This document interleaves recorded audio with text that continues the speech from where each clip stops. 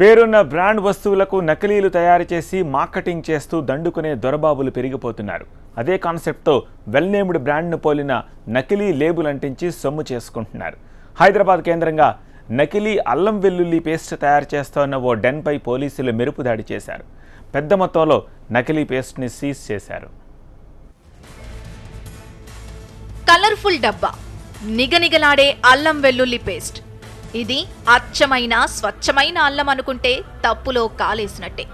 పూర్తిగా కెమికల్స్ తో తయారు చేసిన అసలు సిసలు నకిలీ పేస్ట్. కూరలో టేస్ట్ కోసం ఈ అల్లం వాడారో కొద్ది రోజులకి ఆసుపత్రి పాలు కావడం ఖాయం.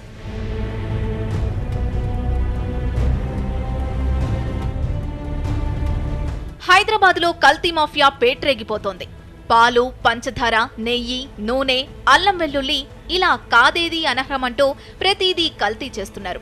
కొద్ది రోజుల క్రితం ఫేక్ దందాపై సమాచారం అందుకున్న పోలీసులు మంగళహాట్, ఆసిఫ్ నగర్, టప్పాచబుత్రా, కుల్సుంపుర, గోల్కొండ, మలక్పేట్ ప్రాంతాల్లో దాడులు చేశారు. దాడుల్లో పెద్ద మొత్తంలో నకిలీ పదార్థాలను సీజ్ చేసి పలువురిని అరెస్టు చేశారు. అయినా ఫేక్ వ్యవహారం మాత్రం ఆగడం లేదు. తాజాగా హబీబ్ నగర్ పిఎస్ పరిధిలో మరో 2 కేటుగాళ్లను అరెస్టు చేశారు. అబాజల్ సాగర్ ప్రాంతంలో అబ్దుల్ మజీద్, తబరీస్ అనే వ్యక్తులు ఓ ఇంట్లో నకిలీ అల్లం వెల్లుల్లి పేస్ట్ తయారు చేస్తున్నారు. పూర్తిగా ప్రమాదకర రసాయనాలను వీటిలో మిక్స్ చేస్తున్నారు. ఎవరికి అనుమానం రాకుండా కంపెనీ బ్రాండ్ లేబుల్ని అతికించి చకచకా వీటిని మార్కెట్కు తరలిస్తున్నారు.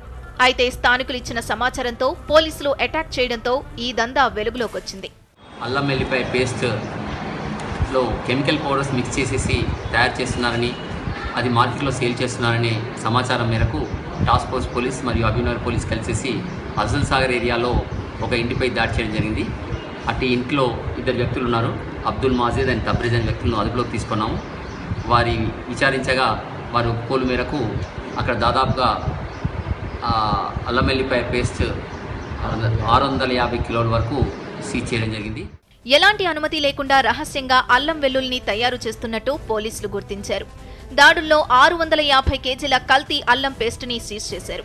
నిందితులిద్దరిని రిమాండ్కు పంపారు. మనమేం తింటున్నామో తెలియడం లేదు. ఏది ఒరిజినల్, ఏది నకిలీయో అర్థం కావడం లేదు. అక్కడా ఇక్కడా అని తేడా లేదు. కల్తీ మాఫియా అన్ని చోట్ల రెచ్చిపోతోంది. పోలీసులు దాడులు చేస్తున్నా కల్తీ ముఠాల ఆగడాలు మాత్రం ఆగడం లేదు. ప్రజారోగ్యంతో చెలగాటమాడితే కఠిన చర్యలుంటాయని హెచ్చరించారు పోలీసులు.